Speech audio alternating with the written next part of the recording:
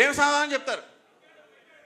యుద్ధమైన మరుక్షణం, ఉప ఎన్నికలు, మన 5 రాష్ట్రాల్లో ఎన్నికలు జరిగిన మరుక్షణం పెట్రోలు డీజిల్ రేట్లు పెంచి ప్రజలనెత్తిన భారం మోపి మళ్ళీ ఈ రోజున ఒకడేమో సైకిల్ అంట, ఒకడేమో బుల్లెట్ అంట, ఒకడేమో నడిచి తిరగడం అంట, ఒకడేమో ఆటో అంట, ఒకడేమో బస్సులో ఎక్కడం అంట.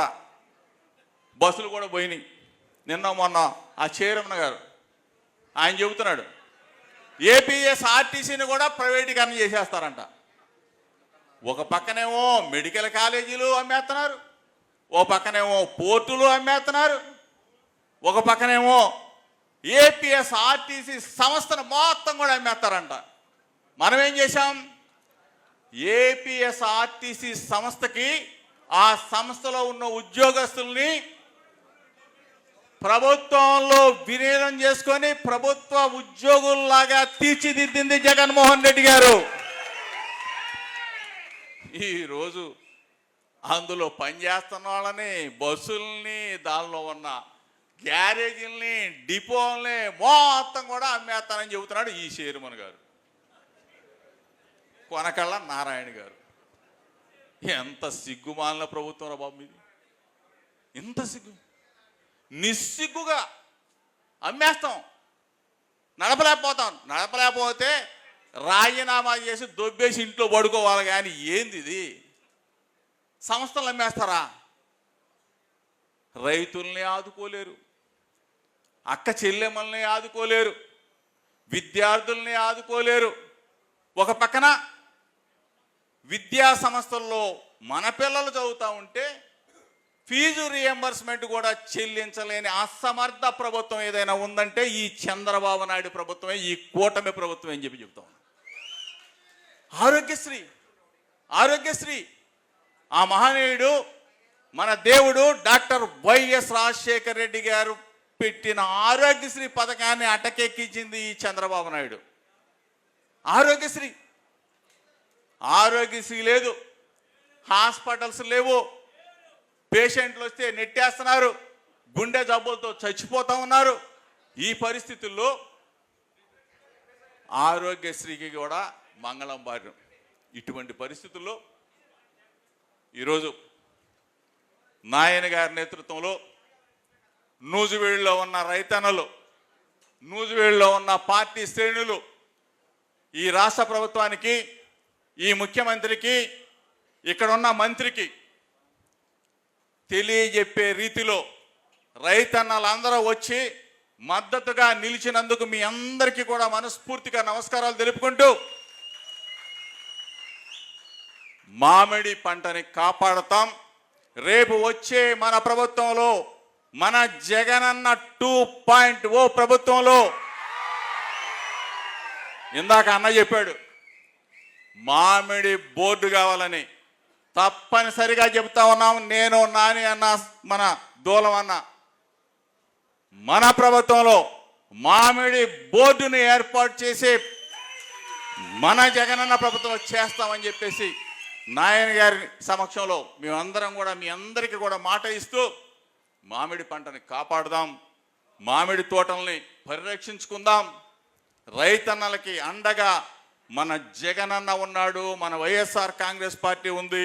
ఇక్కడ వేదిక మీద ఉన్న ప్రతి ఒక్కళ్ళం కూడా రైతన్నకి తోడుగా ఉంటామని చెప్పేసి మీ అందరూ కూడా చెప్తూ, దయచేసి క్షమించాలా, జగ్గయ్యపేట వెళ్ళాలి కాబట్టి నాన్న జగ్గయ్యపేట వెళ్ళాలన్న ప్లీజ్, నువ్వు పర్మిషన్ ఇస్తే నేను వెళ్తాను. అన్నన్నాడు నాకన్నా చక్కగా మాట్లాడగలడు, బ్రహ్మాండంగా మన బాధల్ని, కష్టాలని, ఈ ప్రభుత్వాన్ని వెలుగెత్తి చెప్పగలడు, సూటిగా ప్రశ్నించగలడు. నాయనన్నకి చెప్పాం, అన్నా ఇక్కడ మీ మంత్రి ఉన్నాడు, మీ మంత్రి గురించి మాట్లాడన్నా అని చెప్పాం. బాగా మాట్లాడాడు, బాగా ప్రశ్నించాడు, కొండల్ని పిండి చేస్తున్నాడు, పిప్పి చేస్తా ఉన్నాడు, కోట్ల రూపాయలు దోచేస్తా ఉన్నాడు అని అసలు రహస్యం చెప్పలా. నూజివీడు నుంచి మైలవరం నుంచి అమరావతి రాజధానికి గ్రావిల్ వెళ్తా ఉంది. ఒక పక్క గ్రావెల్ వెళ్తూ మన గ్రావెల్ తీసుకెళ్ళి అక్కడ అమరావతిలో తవ్విన మట్టి తీసుకొచ్చి ఇక్కడ అంటే రెండు వైపులా డబ్బులు వస్తున్నాయంటే ఇది చంద్రబాబు నాయుడు ప్రభుత్వం సారదన్న బ్రహ్మాండంగా చేస్తున్నావన్న నువ్వు మాత్రం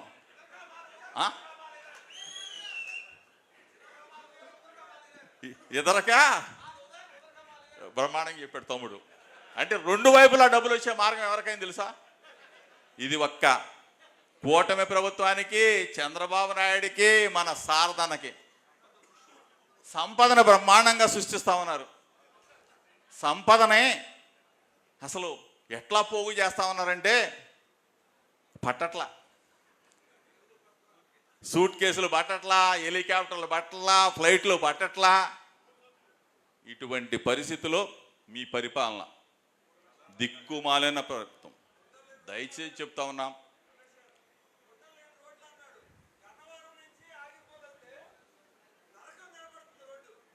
ఇవన్నీ మామూలేనన్నా. ఉండ రోడ్లను కూడా గుంటలు పెడతారు ఇల్లు. అది కాదన్న, మంచి రోడ్డు ఉన్నా కానీ గుంటలు పెట్టేస్తారు. ఎందుకంటే కాంట్రాక్ట్ పిలవాలా, డబ్బులు రావాలా, మళ్ళీ ఆ రోడ్డు కొట్టుకుపోవాలా, మళ్ళీ టెండర్ వేయాలా, మళ్ళీ పిలవాలా. ఇవన్నీ మనకు తెలిసిందే కదా. ఇటువంటి ప్రభుత్వం దిక్కుమాలిన ప్రభుత్వం. దయచేసి మనసున్నవాడు, మంచివాడు. ఈరోజు మనందరం కూడా చూసాం, 5 సంవత్సరాల జగనన్న పరిపాలన మనం చూసాం. ఏ కష్టం లేకుండా, ఏ ఇబ్బంది లేకుండా రైతన్నని గుండెల్లో పెట్టుకొని చూశాడు.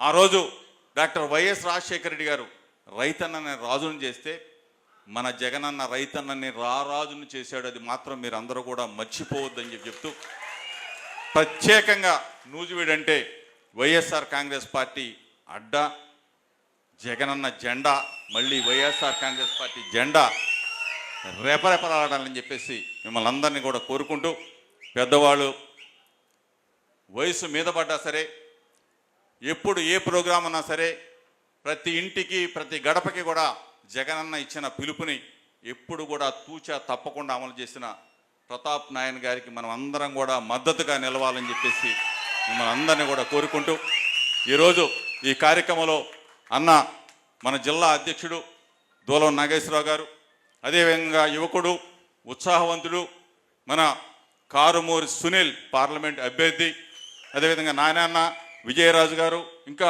పెద్దలందరూ కూడా బ్రహ్మాండంగా వచ్చి రైతు సదస్సుని దిగ్విజయం మేము ఉన్నామని చెప్పేసి భరోసా ఇచ్చే క్రమంలో వారందరికీ కూడా మనస్ఫూర్తిగా నమస్కారాలు తెలుపుకుంటూ, వేదిక మీద ఉన్న ప్రతి ఒక్కళ్ళు కూడా నమస్కారాలు తెలుపుకుంటూ సెలవు తీసుకుంటామన్నా. నమస్కారం.